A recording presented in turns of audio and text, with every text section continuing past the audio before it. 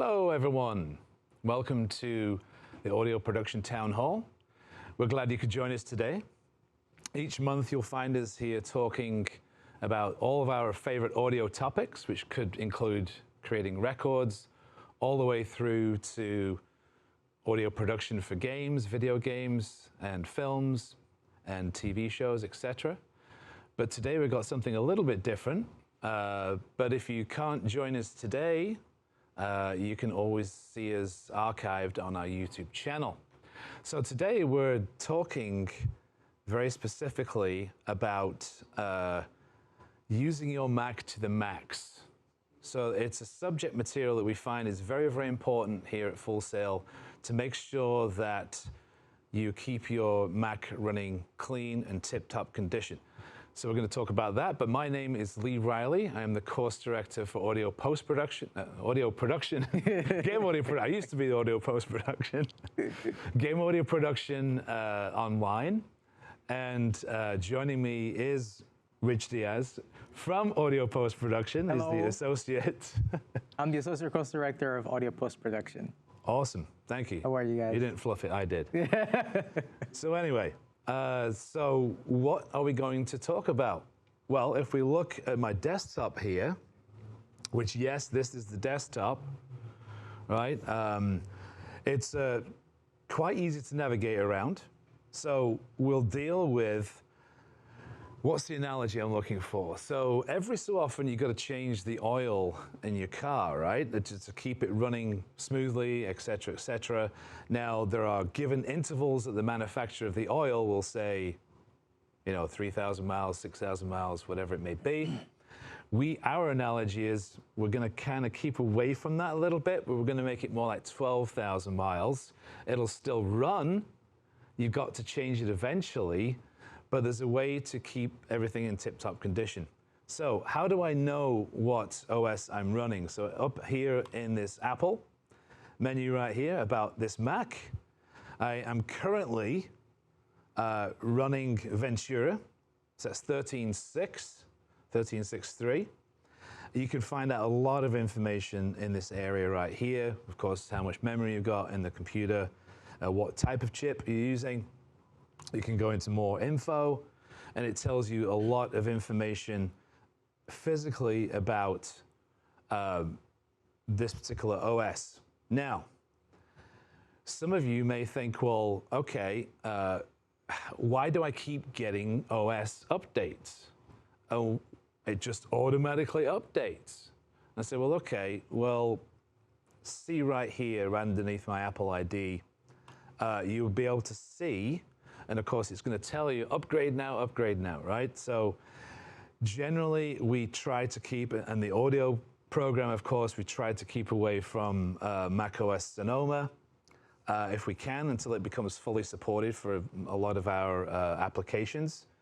Now, here in this window, there's a few hidden items, right? So we can actually check if you're just looking for minor updates, which isn't too bad, for example, like Safari. You can actually go right here for more info. And this is like stages of. So we can have stages of the particular OS itself. This is 13.6.4. That's a gig update, right? It's amazing how big these updates are nowadays. Know. So this is 13.6.4, and then it just says you don't have to actually update that. You can click on this and just click on Safari, and that'll just be a Safari update. So you can update your browser, keep the security going good, et cetera, et cetera, et cetera. And of course, you can hit install now, and that's done. But some of you are wondering, I must admit, I've heard when I'm grading assignments that they say, oh, well, over the weekend, it just updated automatically. Exactly. And it can do, right, Rich? So, but it's like, well, okay, well, where do we find that? It's just, these could be found right here. Of course, I'd like to check for updates if I have them. Excuse me, I like to be reminded, that I have an update, a minor update, but notice how I have that checked off. Whereas we have download new updates when available, okay, and I don't want to install Mac OS updates without telling me first and saying, yes, I manually want to install this, right? I don't want it to be no automatic. I don't want anything like that. I'd rather do it manually when I'm ready and when I'm actually using an application that is compatible and supports that. Right? So that's really the main thing about that particular, the question is one to ask, actually to myself at this moment, is should I update to Sonoma? And I think I've kind of covered that, but a lot of applications that you might need to use. I mean, I think Logic is supported because it's an Apple product. Exactly. But any other Ableton, I don't know if it is currently, but a lot of audio, I mean, especially like Pro Tools, for example, isn't really completely 100% supported. So we would definitely strongly suggest that you don't update to Sonoma. Even plugins too. Yeah, a lot of plugins will be affected by this, of course. So don't think that the architecture of the application itself is enough. There's the plugin manufacturers, which is third party to everything else, right?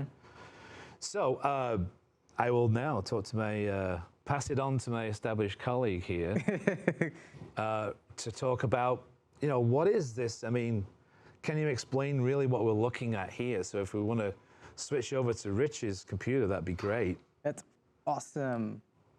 And Lee, you bring up good points about not updating. I know we're always eager to update to the next greatest and best thing, right? Have the newest. Right. But when it comes to the audio world, we are creatures of habit. And we definitely don't want to update because it's going to completely just more than likely destroy everything that we have, and we won't be able to get into the software or third-party plugins we won't be able to use. And what happens when we can't use software that we really depend on? Yeah. Well, the studio shuts down. Exactly. We can no longer now do any work, finish any work. So it's very crucial not to really jump the gun and want to update, even though we want to.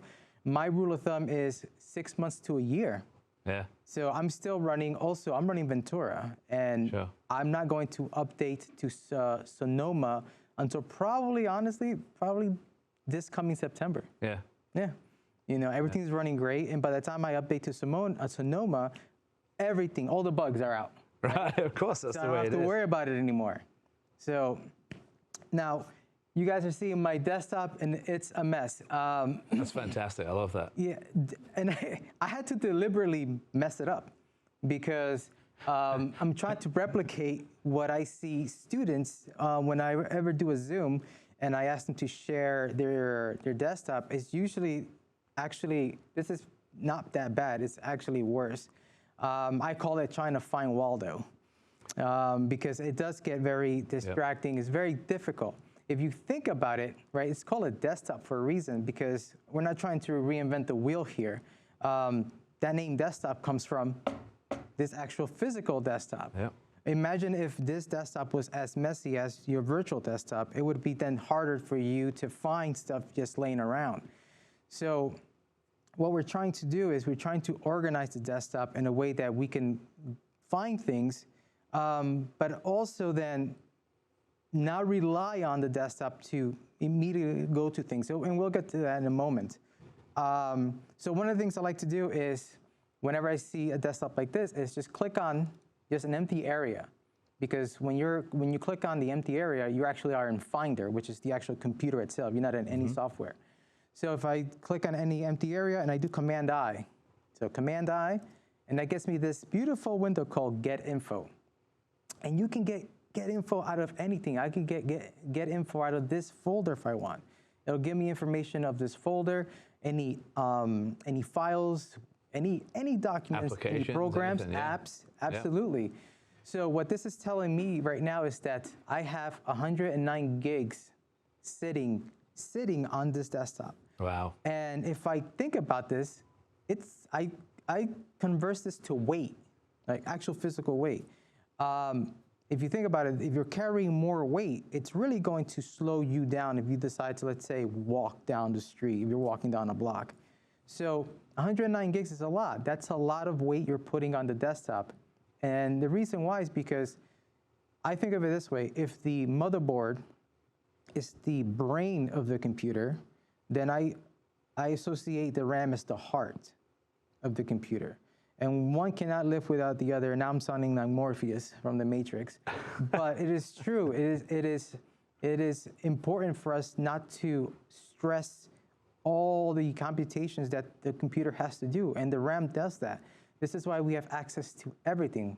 RAM standing for random access memory.